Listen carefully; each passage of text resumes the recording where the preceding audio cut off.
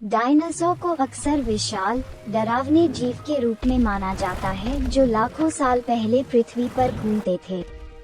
उन्होंने हमारी कल्पना पर कब्जा कर लिया है और अनगिनत फिल्मों, किताबों और वैज्ञानिक अध्ययनों का विषय रहे हैं। लेकिन वास्तव में डायनासोर क्या थे और उनका अस्तित्व कैसे आया? डायनासोर पहली बार पृथ्वी पर लगभग 230 मिलियन वर्ष पहले मेसोजोइक युग के दौरान दिखाई दिए थे। वे सरीसृपों का एक विविध समूह थे जो जमीन और पानी में रहते थे। इन अविश्वसनीय प्राणियों का आकार छोटे पक्षियों से लेकर डिप्लोडोकस और ब्रैचियोसॉरस जैसे विशाल सौरोपॉड तक था, जो 100 फीट तक लंबे हो सकते थे। वे हर महाद्वीप पर विभिन्न प्रकार के वातावरण में पाए जाते थे और 135 मिलियन वर्षों से अधिक समय से प्रमुख प्रजाति थे। डायनासोर के सबसे आकर्षक पहलुओं में से एक उनकी अविश्वसनीय विविधता है। डायनासोरों की 700 से अधिक विभिन्न प्रजातियां या प्रकार थे और उनमें से कई में अद्वितीय अनुकूलन थे जो उन्हें अपने संबंधित आवासों में पनपने की अनुमति देते थे।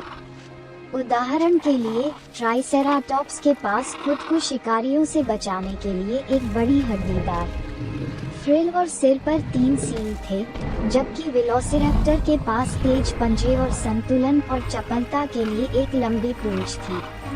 प्रत्येक प्रजाति की अपनी विशेषताएं थीं जो उन्हें अपने पर्यावरण में सफल बनाती थीं।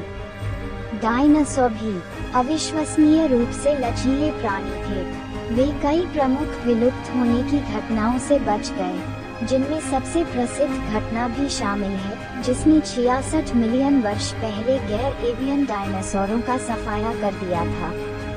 ये घटना, जिसे क्रेटेशियस पैलियोजीन विलुप्ति के रूप में जाना जाता है, एक बड़े क्षुद्रग्रह प्रभाव के कारण हुई थी। जबकि डायनासोर की कई प्रजातियां नष्ट हो गईं, कुछ उन पक्षियों के रूप में अनुकूलित और विकसित होने में सक्षम थी जिन्हें हम आज जानते हैं।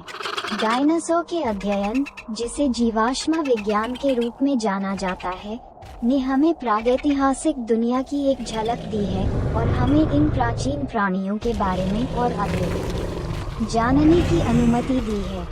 उनके जीवाश्मों का अध्ययन करके वैज्ञानिक इस कहानी को एक साथ रखने में सक्षम हुए हैं कि डायनासोर कैसे रहते थे, क्या खाते थे और अपने पर्यावरण के साथ कैसे बातचीत करते थे।